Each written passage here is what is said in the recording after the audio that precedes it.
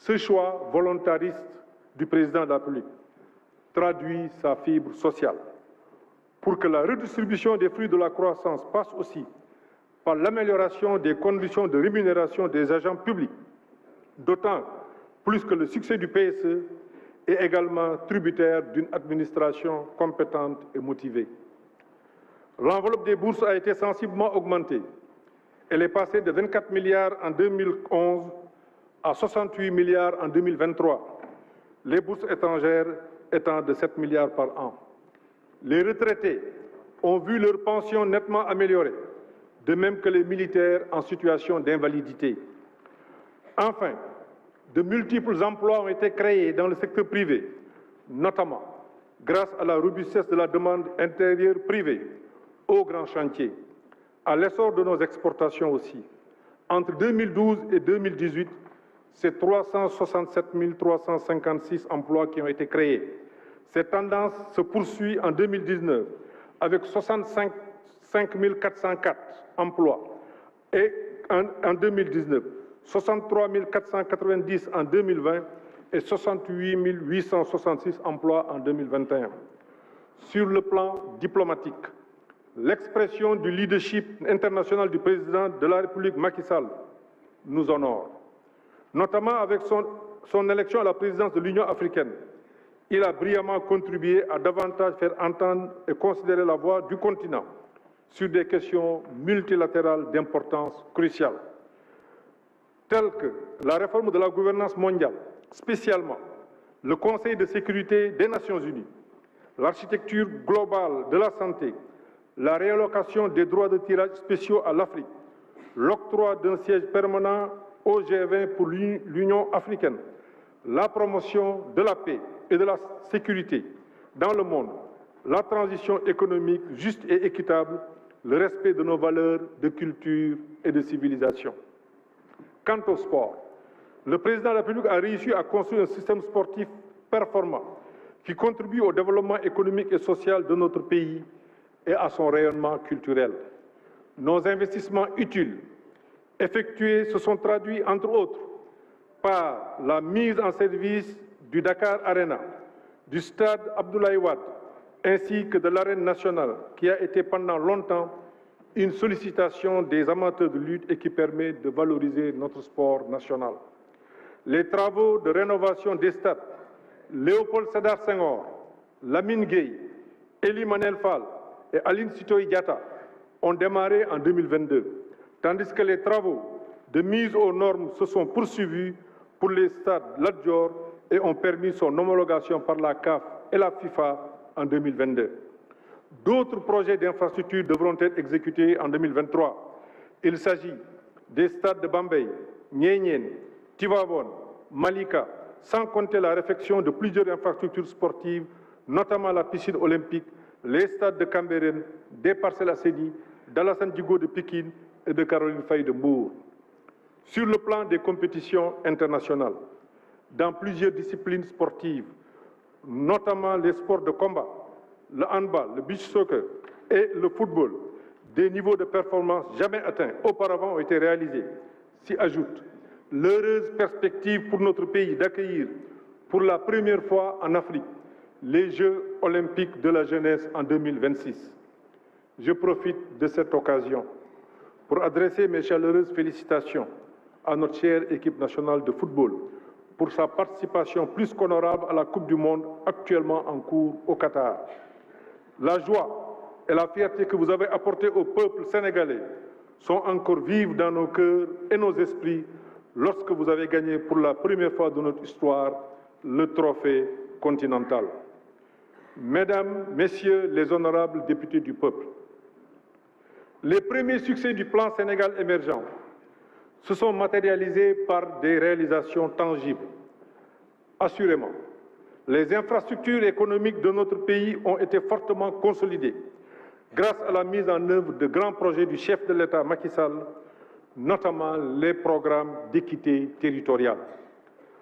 Le programme d'urgence de développement communautaire, PUDC, avec ses 4 volets, allègement des travaux des femmes, hydraulique rurale, pistes rurales et électrification rurale, a été conçu en 2015 en vue d'éradiquer la pauvreté et les inégalités.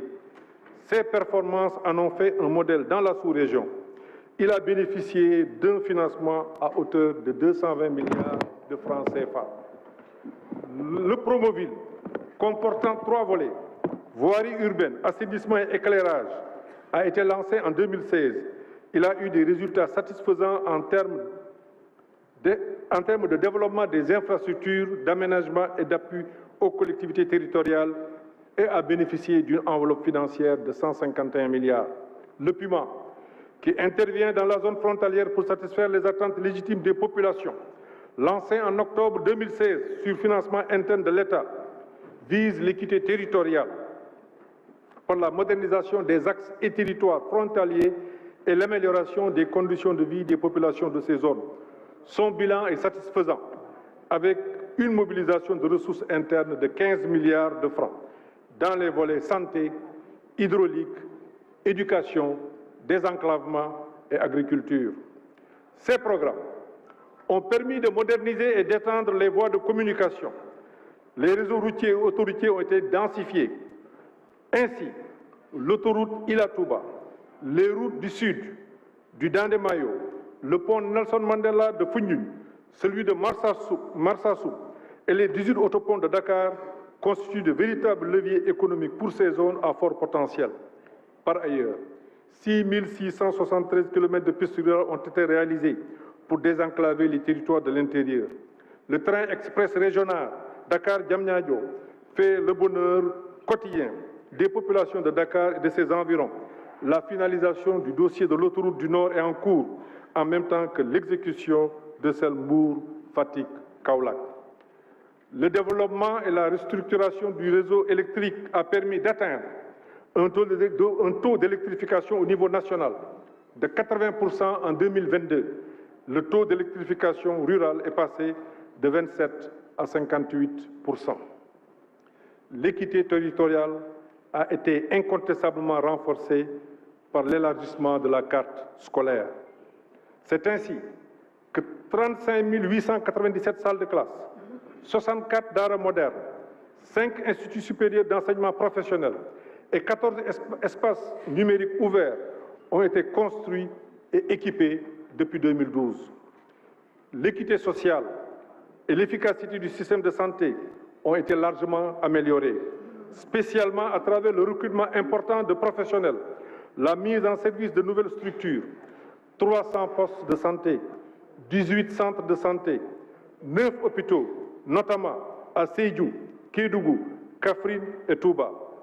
Grâce à ces investissements, le secteur a connu une augmentation de la capacité litière et a permis la mise à disposition de spécialités jusque-là inexistantes dans ces zones depuis l'indépendance. La vigilance et la sécurité ont été renforcées dans nos structures sanitaires pour éviter les accidents qui ont eu à être notés. La résilience des ménages et l'inclusion sociale ont été considérablement raffermies. Conformément aux indications du président de la République, le pouvoir d'achat a été soutenu pour réduire considérablement les inégalités. En définitive, en 2022, les subventions ont coûté 717 milliards, soit 4,4% du produit intérieur brut. C'est ainsi que le secteur de l'énergie a bénéficié de subventions directes de plus de 300 milliards. Celles-ci ont permis de maîtriser les prix de l'électricité, du gaz butane et du carburant, particulièrement le gasoil, qui constitue le produit pétrolier le plus utilisé par les consommateurs aux revenus plus modestes. La stabilisation des prix de produits de grande consommation des ménages aura coûté 157 milliards en 2022. Les principaux produits concernés par ce soutien direct aux ménages sont le blé, le riz, le sucre et le maïs et l'huile. Un montant de 450 milliards est prévu au titre des subventions pour l'année 2023, dont 350 pour l'énergie. En tout état de cause, en 2023, les subventions ne dépasseront pas 2,2% du PIB. Parallèlement, des mesures spécifiques sont prévues pour les réduire, notamment dans les domaines de l'électricité et du carburant, pour éviter des dérapages budgétaires susceptibles de porter atteinte aux équilibres. Mieux, la distribution des subventions sociales sera davantage ciblée. La différenciation sera opérée entre bénéficiaires, de sorte à fournir plus d'aide à ceux qui en ont le plus besoin. En outre, la gouvernance de la Sénélec sera réformée à travers sa restructuration qui est déjà en cours. Ainsi seront créés un holding qui sera le concessionnaire vis-à-vis de l'État et de ses filiales. La séparation comptable est effective depuis 2019. La séparation juridique et organisationnelle sera finalisée au cours du premier trimestre de l'année 2023. L'action de rétablissement des grands équilibres qui a été initiée à travers la mise en œuvre du PAP 2A et les programmes de relance et de redressement commence à porter leurs fruits. Notre économie est non seulement en phase d'absorber les chocs exogènes, mais elle est en train d'engranger les dividendes d'une politique cohérente de résilience et de consolidation des acquis.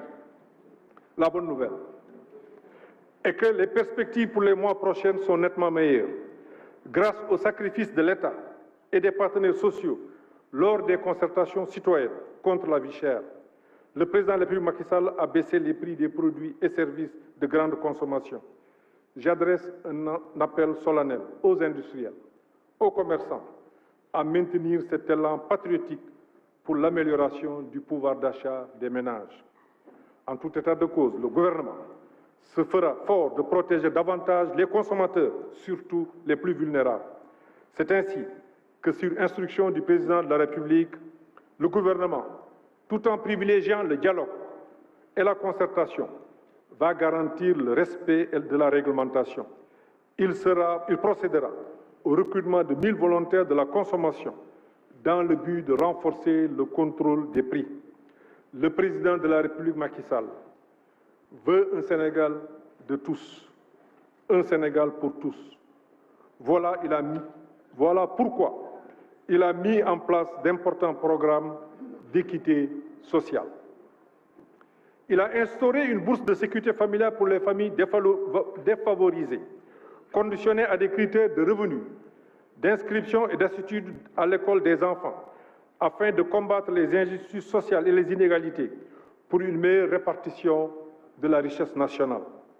Ce programme, lancé en 2013, a bénéficié jusqu'en 2021 de 164 milliards de francs CFA, ce qui a permis de mettre à la disposition de plus de 316 000 ménages démunis une bourse de 25 000 francs par trimestre pendant 5 ans, soit 100 000 francs par an, pour renforcer les moyens d'existence et les capacités éducatives et productives. En 2022, à travers les bourses de sécurité familiale, l'État a soutenu financièrement 543 000 familles, les 543 000 familles les plus vulnérables à hauteur de 42 milliards pour consolider leur pouvoir d'achat. Quant à l'entrepreneuriat des jeunes et des femmes, l'esprit d'entreprise a été libéré. Le gouvernement a mis en œuvre divers programmes dédiés à l'insertion professionnelle, à la promotion de l'auto-emploi des femmes et des jeunes, notamment avec le programme Xëyu Ndaw ñi, doté d'une enveloppe de 450 milliards. La délégation à l'entrepreneuriat rapide des femmes et des jeunes a octroyé entre 2018 et 2022 des financements à hauteur de 100 milliards de francs au profit de plus de 204 000 bénéficiaires, dont 75% de femmes. Ces financements ont touché 552 communes des 46 départements du pays. En plus de cet accompagnement financier, l'ADER assure à ses bénéficiaires un appui non seulement financier. Ainsi, c'est 10 259 entrepreneurs qui ont bénéficié de la formation. 4 559 unités économiques ont été immatriculées. 415 start-up sont suivies présentement. Le PSE a aussi permis de renforcer les institutions de la République. C'est ainsi que le gouvernement se fera fort d'affermir l'État républicain. Cette consolidation passe par la modernisation de l'administration, l'amélioration du fonctionnement de la justice et le renforcement de la sécurité et de la stabilité sociale qui sont les fondements d'une paix durable. La modernisation et l'amélioration de la performance de l'administration sénégalaise constituent le premier facteur de consolidation de l'État républicain. En effet, L'administration publique reste le bras séculier de l'État. Le gouvernement va continuer l'effort de modernisation de notre administration pour en faire une véritable administration de développement, une administration au service du développement. Je crois profondément aux femmes et aux hommes qui travaillent dans notre administration, parce que je reconnais leur sens élevé du service public. Je ferai en sorte qu'ils soient une véritable force d'action, convaincus que je suis par leur aptitude à s'organiser, à réfléchir et à proposer des solutions pragmatiques à partir de leur expérience du terrain. Nous le savons tous. Notre administration a toujours constitué le socle de notre unité nationale, le gardien de notre stabilité et le régulateur de nos transitions politiques. Elle soutient de façon indéfectible la mise en œuvre de nos politiques publiques. Elle contribue aussi à maintenir notre nation au rang de démocratie majeure et apaisée. Par ailleurs, l'amélioration continue des conditions de travail des agents est une exigence pour permettre la délivrance de services adéquats aux usagers. L'administration sera renforcée aussi bien dans ses moyens que dans son organisation. J'en prends l'engagement devant la responsabilité nationale au nom du président Macky Sall. J'entends, depuis le plus profond de nos territoires, une demande pressante de transformation du secteur public. Le gouvernement ira encore plus loin et cela passera principalement par la poursuite des efforts de formation et de renforcement des capacités, la promotion de l'éthique et de la déontologie, le dialogue et la collaboration permanente avec les partenaires sociaux, mais également la dématérialisation des procédures administratives. À ce propos, le programme d'appui à la modernisation de l'administration sera renforcé pour permettre une plus grande efficacité de l'action gouvernementale. De nos jours, plus que par le passé, la communication est la pierre angulaire des relations entre l'État et les citoyens. L'efficacité du lien qui les unit repose sur la compréhension mutuelle. L'administration doit être l'oreille d'un État à l'écoute de son peuple et surtout l'artisan des réponses aux besoins exprimés par les citoyens et les usagers. Pour cela, la communication gouvernementale et administrative va miser sur une approche pédagogique moderne à travers l'accessibilité et la diversité des canaux de communication, grâce notamment aux opportunités que nous offrent le numérique et les réseaux sociaux. Monsieur le Président de l'Assemblée nationale, Mesdames et Messieurs les honorables députés, le deuxième facteur qui va contribuer à consolider l'État républicain consiste à moderniser la justice et à apporter plus de célérité dans son fonctionnement. Les attentes légitimes du corps social envers notre système judiciaire sont de plus en plus grandes. C'est ainsi que l'amélioration des conditions de fonctionnement du service public de la justice constitue une priorité de l'action gouvernementale. Le bon fonctionnement de cette institution doit se traduire par un service aux usagers accessible, efficace et efficient. Il est alors primordial de consolider l'action de la justice au service de nos concitoyens. À cet effet, les conditions de travail des magistrats, des auxiliaires et des travailleurs de la justice seront améliorées à travers la modernisation des infrastructures judiciaires. En outre, la mise en œuvre du projet de construction et d'équipement de l'école de la magistrature et des professionnels du droit permettra de recruter et de former plus d'agents de la justice afin de réduire la durée des procédures. Afin d'aider la justice à faire jouer à la prison sa véritable mission, qui est de protéger la société, d'assurer la sanction du condamné et de préparer sa réinsertion professionnelle, le gouvernement va améliorer les conditions matérielles de détention ainsi que les conditions de travail des agents de l'administration pénitentiaire. En outre, il va continuer de lutter contre le surpeuplement carcéral. C'est ainsi que l'utilisation du bracelet électronique comme alternative à la détention provisoire et comme mode d'aménagement des peines sera effective dès le début de l'année 2023. Le centre de surveillance électronique mis en place à cet effet a été inauguré le mois dernier. Mesdames et Messieurs les honorables députés, le troisième élément consolidant l'État républicain et le renforcement de la sécurité et la stabilité sociale, gage d'une paix durable. La liberté d'expression est le fondement de toute démocratie. Il ne saurait y avoir de pleine démocratie sans accès à une information fiable et transparente. Notre pays a une longue tradition de protection des droits fondamentaux, notamment la liberté d'expression, la liberté d'information et la liberté de presse. Ces droits ne sont cependant pas absolus. La responsabilité et la redevabilité en sont les corollaires. Ils s'exercent dans le strict respect des lois en vigueur et en conformité avec les règles d'éthique et de déontologie. Nous savons que le recours aux médias classiques n'est plus obligatoire pour communiquer. Les réseaux sociaux constituent une incontestable avancée pour la liberté d'expression.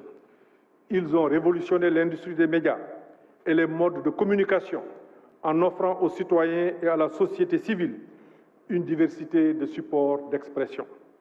En revanche, force est de constater que les libertés de communication et d'expression offertes par les réseaux sociaux génèrent des abus inacceptables. Violation de la vie privée, messages de haine, fausses informations, diffamation, harcèlement, appel à la violence, propagande terroriste, etc. Face à tant de dérives malheureuses, notre société s'interroge, s'inquiète et s'alarme. Elle exige de vous, de nous et de nous tous, des mesures fortes pour combattre les abus de quelque nature et de quelque origine qu'ils soient. Fort de cela, le président de la République, Macky Sall, a donné instruction au gouvernement de réfléchir à un dispositif de régulation des réseaux sociaux et du cyberespace.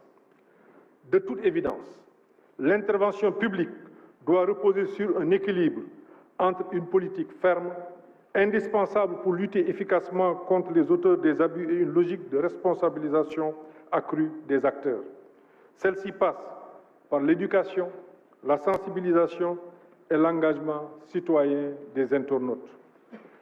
Dans cette perspective, le gouvernement va initier de larges concertations entre les acteurs dans le but de concilier la liberté d'expression avec le droit d'être protégé, contre la manipulation de l'information, le droit de ne pas être diffamé, injurié ou harcelé sur les réseaux sociaux. Mesdames et Messieurs les honorables députés, assurément, l'atout indéniable de notre pays se trouve dans la diversité des opinions, l'acceptation de la différence, le respect de chacun